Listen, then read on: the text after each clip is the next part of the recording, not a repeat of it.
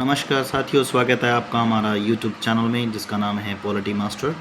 आज हम बात करें एक और नई वीडियो के बारे में जिसमें हम बात करें महाधिवक्ता के बारे में।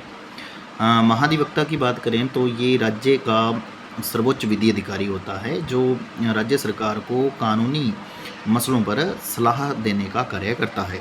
चलिए शुरू करते हैं इसे। तो महाधिवक्ता की बात करें तो एक संवैधानिक पद है जिसका उल्लेख आपको संविधान में मिलेगा। भाग 6 के अध्याय 2 जिसमें कार्यपालिका में इसका उल्लेख देखने को मिलता है, यानी 165 में इसका उल्लेख किया गया है। अगर आप संविधान में उल्लेख, तो जैसे कि उल्लेख है तो इसीलिए इसे संवैधानिक पद भी इसे कहा जाता है। संबंधित मुख्य अनुच्छेद देखें, यानी कि अगर आपको महाधिवक्ता से संबंधित देखना है तो इसमें आपको याद रखना है 165, 177 और 194। तीन बहुत ही इंपॉर्टेंट हैं और तीन ही आपसे इससे संबंधित बार बार प्रश्न पूछे जाते हैं। 165, 177, 194। 165 में राज्य का महाधिवक्ता है, यानी कि राज्य का सर्वोच्च विधि अधिकारी है जो राज्य सरकार को कानूनी मसलों पर सलाह देने का कार्य करता है। ठीक इसी प्रकार से 177 में महाधिवक्ता के अधिकारों की बात की गई है कि विधानमंडल में वह विधानमंडल का सदस्य नहीं होता। विधानमंडल का सदस्य नहीं होता। विधानमंडल माने कि वो विधानसभा और विधान परिषद में से किसी का भी सदस्य नहीं है, जबकि वह विधानमंडल की जो बैठकें होती हैं उसमें वो भाग ले सकता है, उस पर चर्चा कर सकता है। लेकिन अगर कहीं पर भी ऐसा होता है कि पक्ष विपक्ष दोनों अगर मतदान की प्रक्रिया में आ जाते हैं तो वहाँ मतदान नहीं कर सकता, लेकिन वो उसमें बैठकों में भाग ले सकता है और चर्चा भी कर सकता है। लेकिन इम्पोर्टेंट बात ये याद रखनी है आपको कि वो मतदान नहीं कर सकता।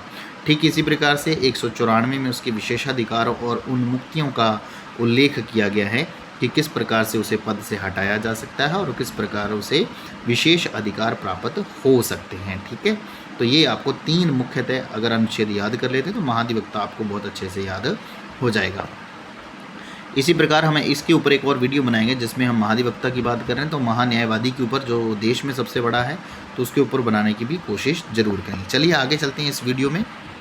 महाधिवक्ता की नियुक्ति की बात करें तो राज्यपाल द्वारा मंत्रिपरिषद की सलाह पर इसकी नियुक्ति की जाती है। अगर नियुक्ति की बात करें तो राज्यपाल द्वारा मंत्रिपरिषद की सलाह पर इसकी नियुक्ति करते हैं। कार्यकाल की बात करें तो कार्यकाल का स्पष्ट उल्लेख तो नहीं है भाई कितना उल्लेख है इसमें, लेकिन राज्यपाल के प्रसाद पर्यंत यानी जब तक मंत्रिपरिषद चाहे या राज्यपाल के विश्वास तक अगर वो चाहे तो वो पद पर रह सकता है।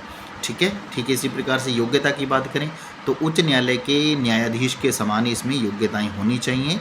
और अगर हम इसके प्रधान पीठ की बात करें तो प्रधान पीठ होती है बेटा इसकी जोधपुर में और खंडपीठ रहेगी इसकी जयपुर में। ठीक है, प्रधान पीठ जोधपुर, खंडपीठ जयपुर में। प्रथम महाधिवक्ता की बात करें तो सबसे पहले 1957 के आसपास बने थे जीसी कासलीवाल, जबकि वर्तमान की बात करें 2026 में श्री राजेंद्र प्रसाद गुप्ता जो हमारे महाधिवक्ता हैं राजस्थान से। आई होप आपको ये पसंद आया होगा।